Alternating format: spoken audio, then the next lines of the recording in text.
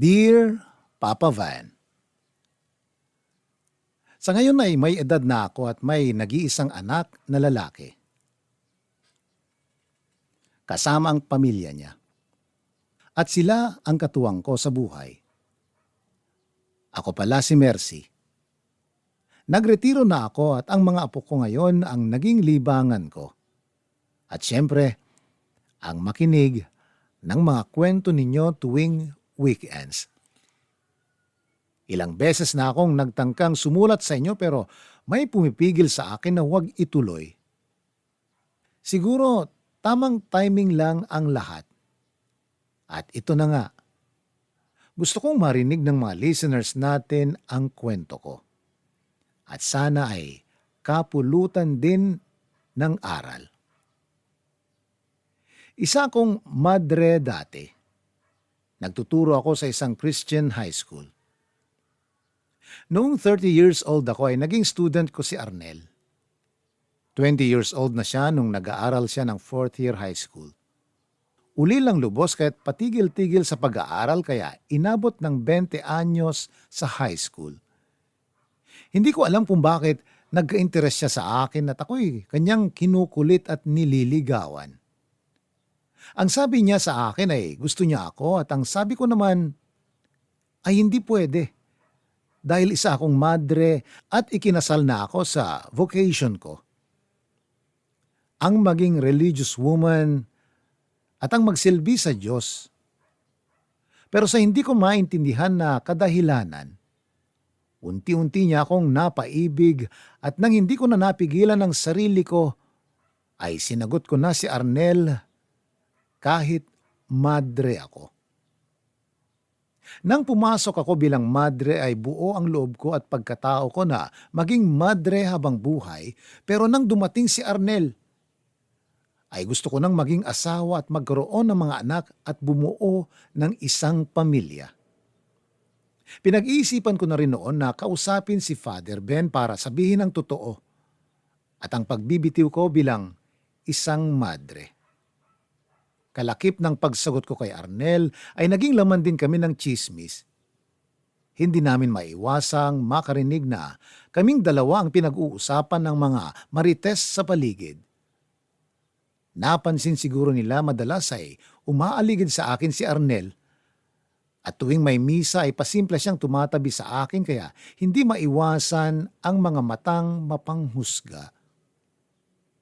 Minsan pa nga nakarinig ako ng mga masasakit na salita tulad ng kahihiyan daw ako.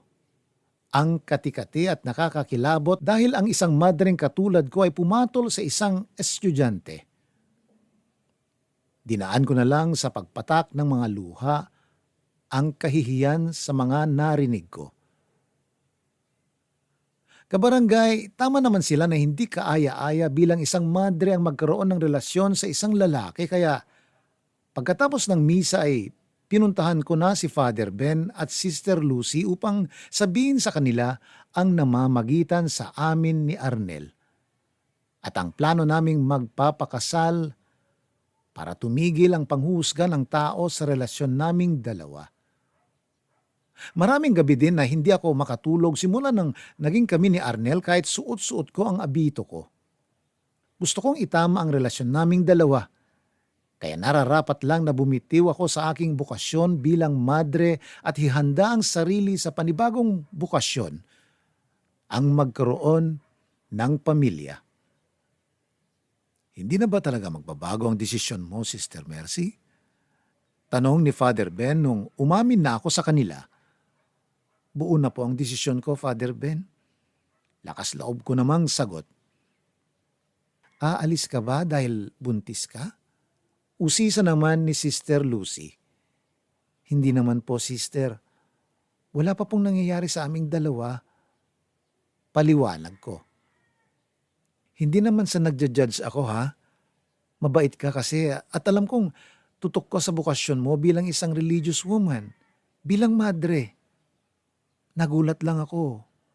Dugtong pa niya. Sino ba naman kami na tututol sa kaligayahan mo, Sister Mercy? Sana magkaroon kayo ng magandang buhay bilang magkabiyak at bumuo kayo ng masaya at matibay na pamilya. Suportado namang saad ni Father. Labis ang pasasalamat ko noon dahil sa kabila ng desisyon ko ay suportado pa rin ako ni na Sister Lucy at Father Ben. Kung magkaproblema man daw ako o kailangan ng tulong, ay bukas ang kumbento para sa akin. Nagpaalam ako sa congregation ko. Tinanggap nila ang pagbitiw ko bilang isang madre at naging ordinaryong babae na lamang ako. Tinanggap nila na ang pag-aasawa ang bago kong bokasyon. Sinamahan ako ni Arnel sa monasteryo ng araw na yon. Matapos kong makuha ang pagsang-ayon nila sa pagbibitiw ko bilang madre ay nagplano na agad kami ng kasal. Masyadong mabilis ang lahat ng pangyayari. Pagka-graduate niya ng high school ay nangyari na ang lahat ng plano namin. Si Father Ben ang nagpakasal sa aming dalawa. Naging masaya ang aming pagsasamang dalawa. Parang isang kuting si Arnel na inaalagaan ako. Ang sweet-sweet niya. Parati niyang gusto ay magkasama lang kaming nagyayakapan. Pero sa gabi para siyang egret o tigre na laging galit. Halos gabi-gabi ay madaling araw na kaming nakakatulog dahil hindi lang isa kundi nakakailang rounds din kami. Batang-bata pa si Arnel pero parang kalabaw kung magtrabaho. Parang ang galing na niya sa ganong bagay. Siya ang una ko kaya naman hindi ako nagsisising ibigay sa kanya ito dahil kakaibang ligaya talaga ang hatid niya sa akin. Noon ay alam kong siya na talaga ang forever ko. Kay bilis ng paglipas ng panahon. After 5 years sa wakas ay graduate na ng kolehiyo si Arnel.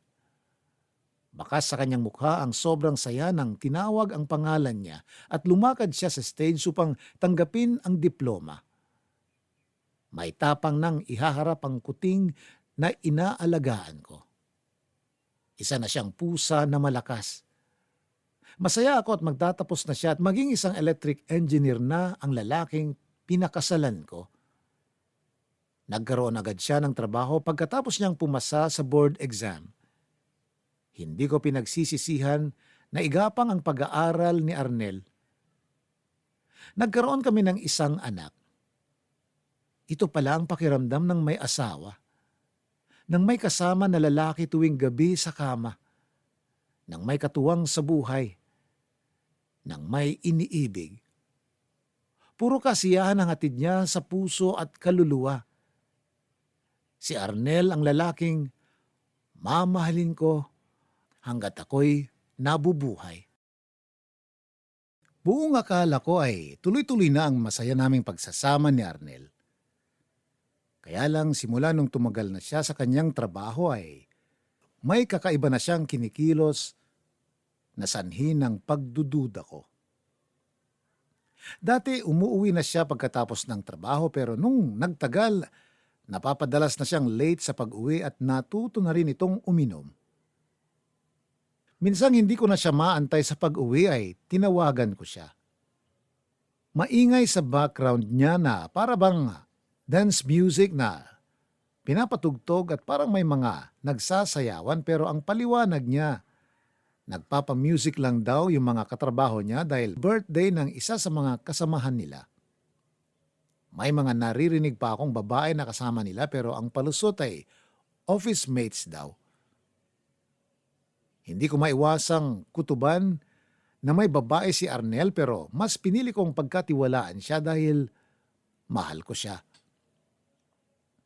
Pero hindi nagtagal, nahuli ko rin siya. Hindi nga ako nagkamali sa hinala ko at galing pa mismo ito sa mga bibig niya. Meron ngang babae si Arnel. May isang gabi kasi siyang lasing na umuwi. Nagsuka pa nga sa sofa. Nang matapos ko siyang linisan at humiga na sa kama, imbes na pangalan kong Mercy ang banggitin niya, ay iba. Clarity ang pangalan ng babaeng hinahanap niya. Nung tanungin ko kung sino si Clarity, ay hindi na niya ako nasagot dahil humihilik na ito sa himbing ng kanyang tulog.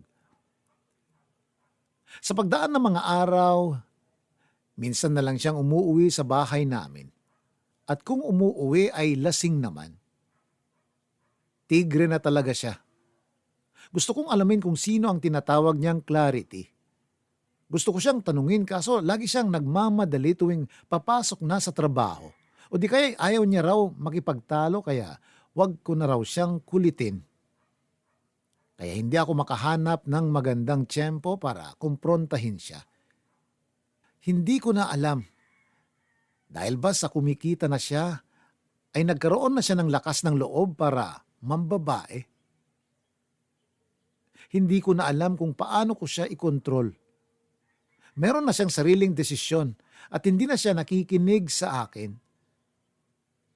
Dahil hindi na rin ako mapakali ay inalam ko na kung sino itong babae niyang nagngangalang Clarity. Nagtanong-tanong ako sa mga common friends namin. May nakapagbigay naman ng impormasyon sa akin at dito'y nag-ipon ako ng lakas ng loob na puntahan ang babae niya upang magmakaawa na tigilan na niya ang pakikipagrelasyon sa asawa ko. Dahil ayokong masira ang pamilyang binuo ko. Pinuntahan ko nga ang nasabing lugar at nung pagbuksan ako ng pinto ng kinakatok kong bahay, isang maganda at kaedad ni Arnel na babae ang nagbukas. Matapang niya akong hinarap at dun ko nakumpirma na siya nga si Clarity. Walang kung ano-ano'y nagmakaawa na ako sa kanya na ibalik na niya sa akin si Arnel. Lumuhod pa nga ako at sinabi ko lahat ng mga sakripisyo ko para lang kay Arnel. Kaso, nagmatigas siya at sinabing huli na raw ang lahat dahil nagmamahalan na sila ni Arnel.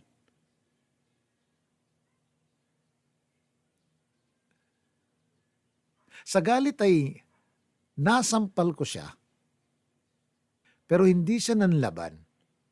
Bagkus ay pinamukha niya sa akin na siya ang mahal ni Arnel at ginamit lang ako.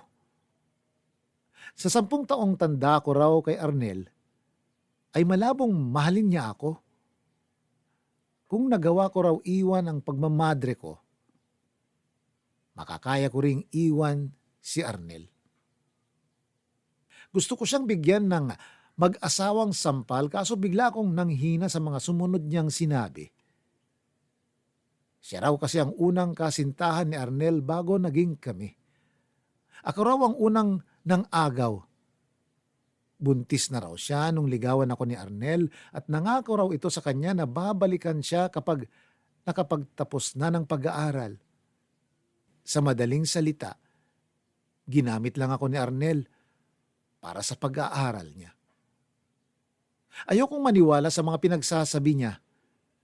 Nakiusap uli ako na layuan na niya si Arnel dahil kung hindi ay ipapakulong ko sila. Pero matigas talaga siya.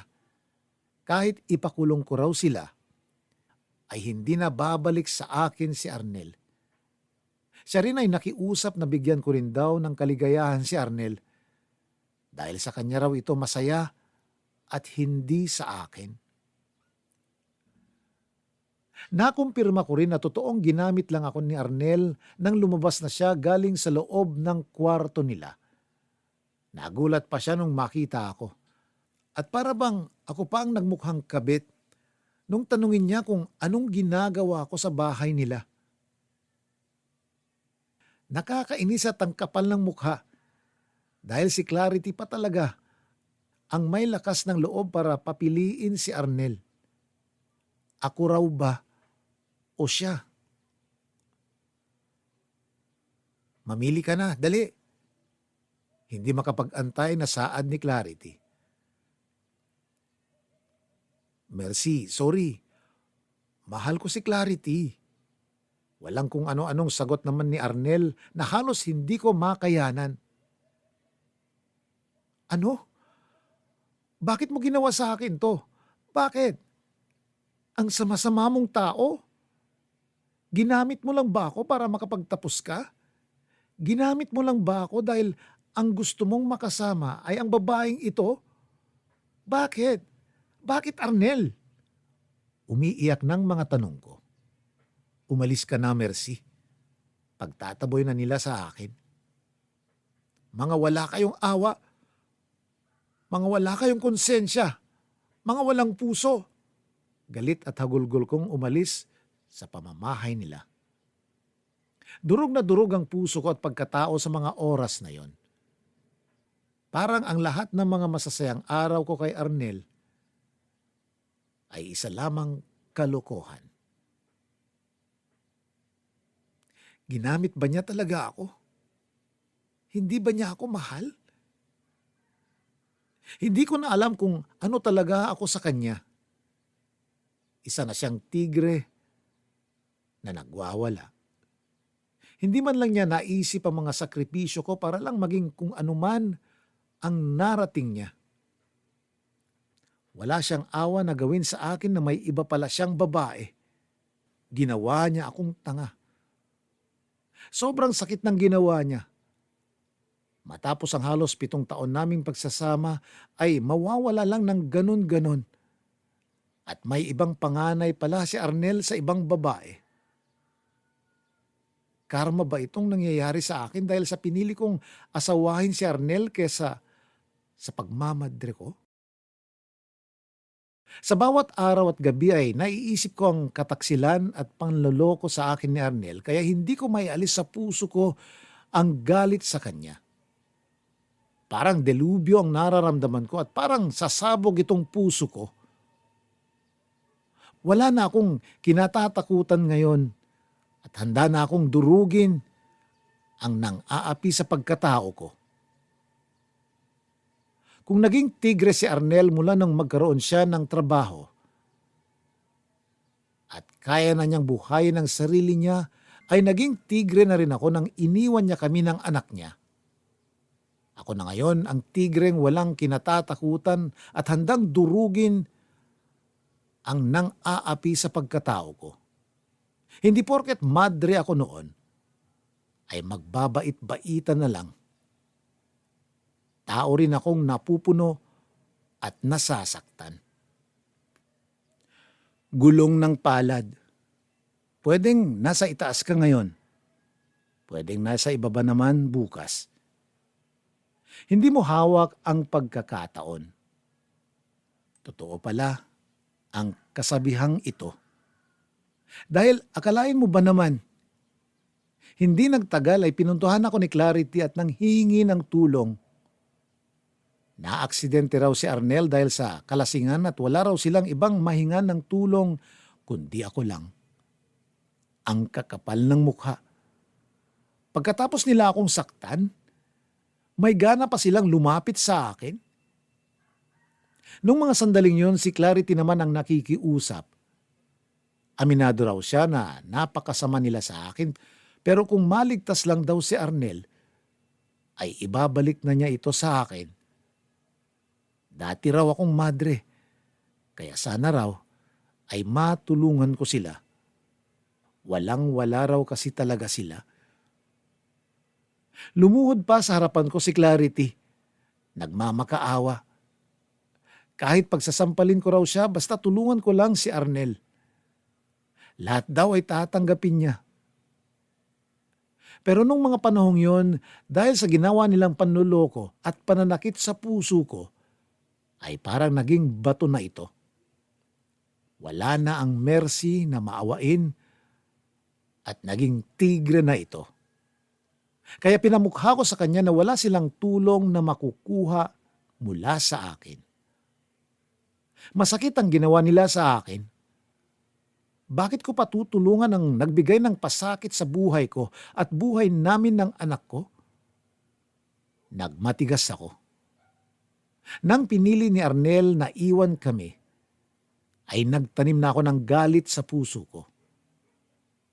Sarado na ang puso ko. Dalawa na kami ni Arnel ang naging egret. Kinausap ko sina Father Ben at Sister Lucy tungkol sa nangyari kay Arnel at ang paglapit sa akin ni Clarity. Ang sabi ni Father Ben sa akin ay alam niyang mahirap magpatawad sa taong nanakit sa akin, lalong-lalo na't alam kong binigay ko ang puso't kaluluwa ko sa kanya. Ngunit ang isinukli ay isang hindi kanais-nais.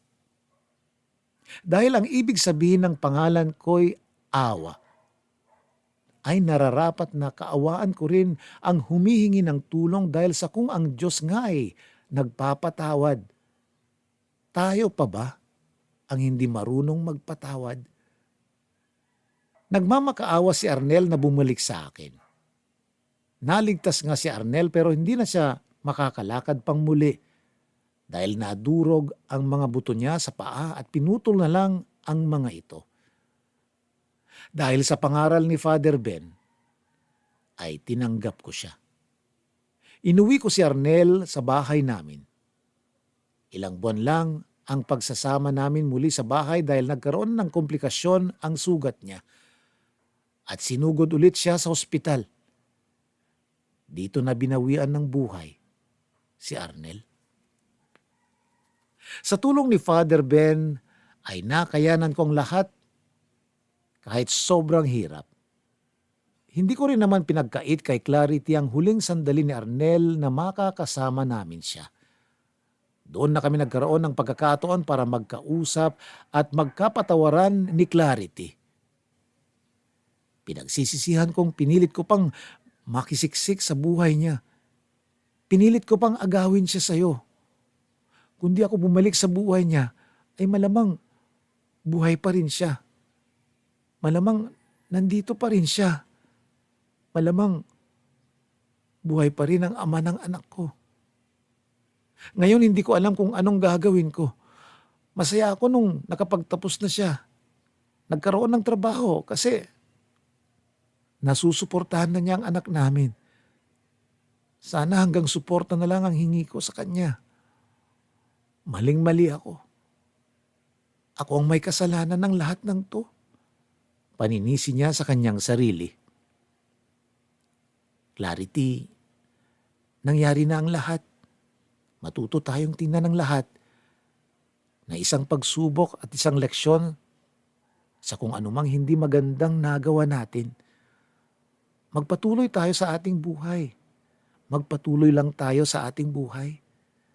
Saad ko naman na pareho na kaming lumuluha. Sa aming pagsasama ni Arnel ay naranasan ko ang umibig. Sumaya. Gumawa ng desisyon na pinanindigan ko. Naging ina. Naging ama. At ina. At naging martir sa pagpapatawad sa isang nagkasala. Ngayong wala na ang egret ko, ay nawala na rin ang minsay, naging tigre rin ako. Hindi natin masisisi na mag-iba ang ugali ng tao dahil sa mga nangyayari sa kanyang palibot. Ngunit parati nating iisipin na kailanman ang kasamaan na hindi naghahari. Kapag ginawan ka ng masama ng kapwa mo, ay huwag mong isiping gaganti ka ng kasamaan sa kanila.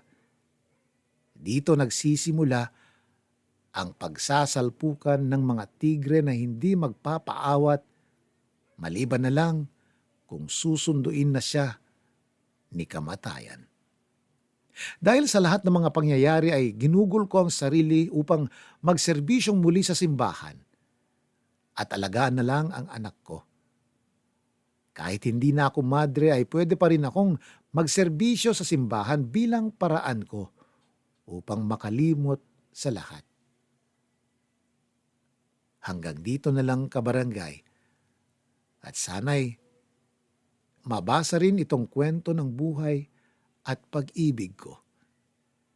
Ang inyong kapuso't kabarangay forever. Mercy.